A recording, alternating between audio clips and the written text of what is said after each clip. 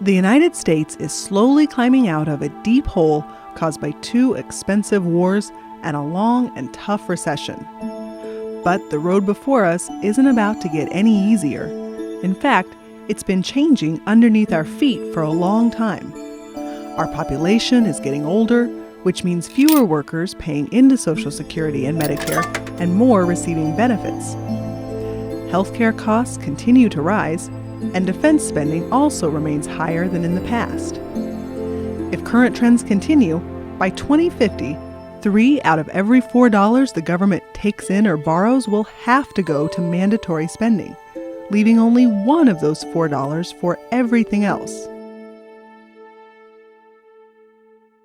For a long time, we've expected the government to handle our defense, to provide security for our seniors, to manage the national debt, and to invest in our future, all while keeping taxes low. But considering our current financial and demographic realities, we can no longer afford to have the government do all these things.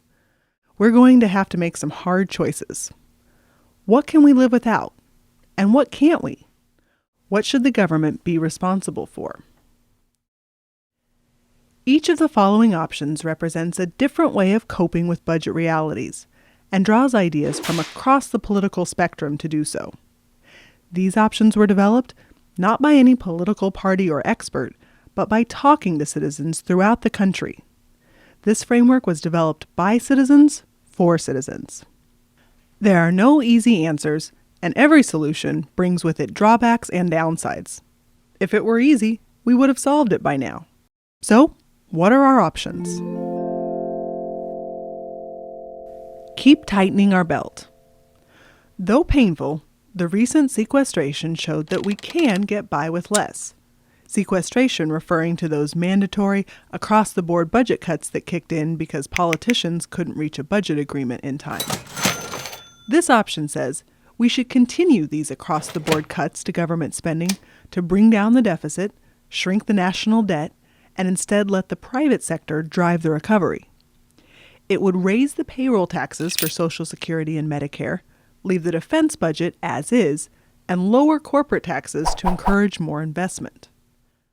But here's the drawback. These cuts to programs could stall the economic recovery, and they will be painful. Can we live with that? Or we could focus on investing for the future.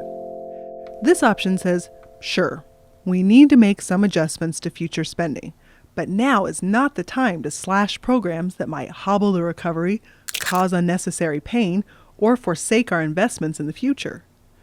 This option would increase spending on programs that benefit the young and vulnerable by tightening the requirements for Social Security, cutting some defense spending, and raising some taxes. But while increased spending could help grow the economy, it could also put the country even deeper in debt, or at least make debt reduction a much longer process. Could we live with that? Or, another way of addressing the problem, tame the monsters. This option says the only way to tame the budget is to tame the monsters driving it up: defense, Social Security, and Medicare and Medicaid. We need to get these money pits under control and let taxpayers keep more of their money.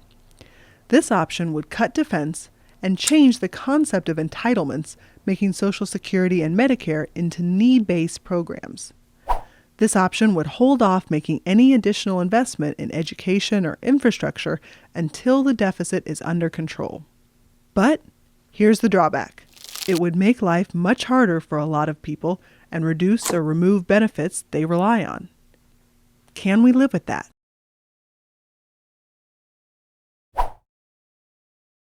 These 3 options are just the starting point for making choices together.